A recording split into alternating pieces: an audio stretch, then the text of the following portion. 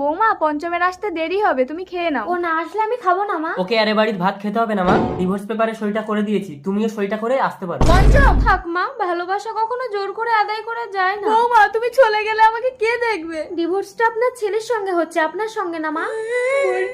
সুখে থেকো। এ কি, মহিলাটা তো অসুস্থ হয়ে পড়েছে, চিকিৎসা করাতে হবে। মিস্টার বরণ, আপনি বাবা হতে চলেছেন। কিছু মনে করবেন না, আসলে ডাক্তারবাবু আমাদের এলাকায় নতুন। বাই দ্য বাই, আপনাদের বাড়িটা কোথায়? বর্তমানে আমার কোনো বাড়ি নেই। সে কি? আমাকে একটা কাজ খুঁজে দেবেন? না না, এই অবস্থায় আপনাকে কাজ করতে হবে না, এই বাড়িতে আমি একা থাকি, আপনি এখানে থাকুন, আমি আপনাকে খেটে খাওয়াবো। আপনি একা থাকেন, লোকে তো আমাকে বদনাম দেবে। এসো আমরা নতুন সম্পর্ক গড়ি 10 বছর পর। মা আমি খেলতে যাচ্ছি। না একদম যাবি না, আমি কাজে যাচ্ছি। মানুষটা বাড়িতে একা আছে শোনাই। সেদিন গাড়ির চাকাটা আমার পায়ের উপর থেকে না গিয়ে আমাকে পিষিয়ে দিলে ভালো হতো।